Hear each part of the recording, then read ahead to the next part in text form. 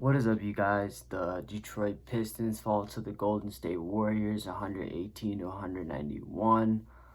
Man.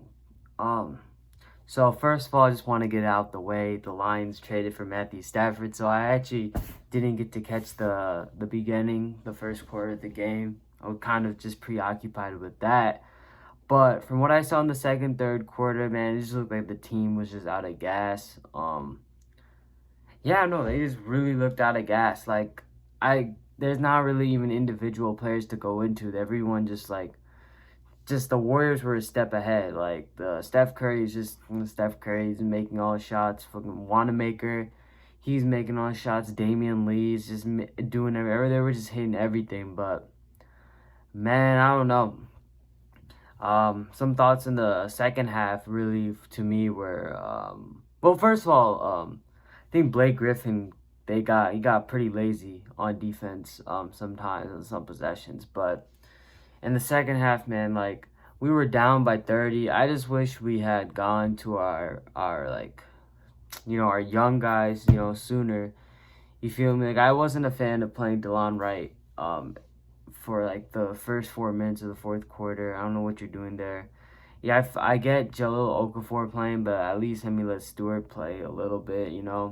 Sadiq Bey came in with Frank Jackson, which I thought was really strange. It's kind of weird to see Sadiq Bey, just fall out of the rotation.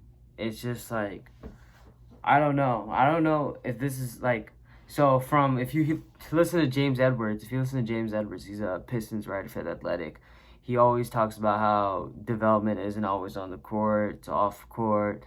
Not playing is part of the process. I mean, I get, but like, I don't know. I feel like the Sadiq Bey that we saw at the beginning of the season isn't there anymore. And whether that's due to inconsistency, whether that's due to him falling off himself from his play, that may be true. We don't see in practice, but I also think his confidence is at pretty low. He took some shots and he actually had a nice mid-range shot, but like his confidence is at an all-time low. I don't know. I feel like he's a lot more hesitant, and same with Sekou too. Sekou seems a lot more hesitant, especially when he's in the perimeter. Now in the slashing game, I think Sekou Doumbouya, I think that's his role. I actually think Sekou Doumbouya, that's what he should. That's his bread and butter. Just trying to slash and cut to the basket, and get looks at the basket. He just needs to go in the paint. The shot wasn't isn't. The shot looks pretty. It's a nice shot, but it's gonna take his time. Yeah, but what else is there to talk about? Rodney McGruder, shoot, he had a good game. He had 8 points. Obviously means nothing to the Pistons, but yeah, man, just a tough loss. I was kind of scared to think about it from like our draft perspective. I felt like the team was too good to be I felt the team was too good to be like the worst team in the league, like record wise, right? So with our win with LA, our wins against Philadelphia and Boston, and our close losses, I really thought this team could probably go for 500. Now take that. Some people may are cool with that. Others are like, no, we want that number one pick. So I don't know. I don't know necessarily how to feel about it. This game maybe provides some hope that okay, the Pistons, they're not like that good. They're still, middle of the pack.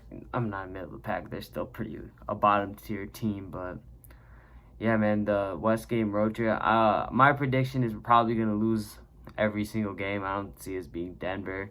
I think we play Utah and after that, but I don't see us beating either two teams. But Jeremy Grant will be returning in that game. But yeah, even Grant. One thing I'll say though about Grant, and it's probably the final point I'm gonna make in this video, is they need to run the offense through him a lot more. It's like kind of ridiculous like how much Grant stands in the corner. It's kind of frustrating. I don't know if it's Grant that's doing it or it's Casey, but something's got to change. Like I don't like Grant's like passiveness, Not his passiveness like when he has the ball passing, that's different, but like how he's just not aggressive in getting the ball. Like for example, in the inbounds play, he's not the one that's calling for the ball. He's just in the corner. He's in the corner waiting for someone. There's a lot of possessions where Jeremy Grant just stands in the corner. Then he'll come sometimes, take it, and then do his thing and score. Like he had some really tough finishes. He was having some good success going to lane, some tough finishes over James Wiseman. So I want him to be more aggressive. He only took 8 shots, made 5. I mean, it was pretty efficient. Had 18 points, so he just needs to keep attacking. I don't know. I feel like part of it's on Casey, but most of it's kind of on Grant, you know.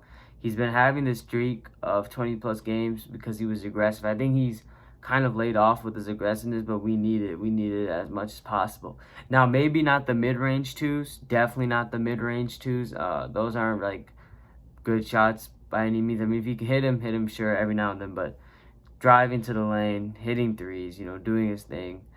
But, yeah, that basically wraps up for this game. Real Pistons fans, if you guys stay up to 12:30 or 12, respect.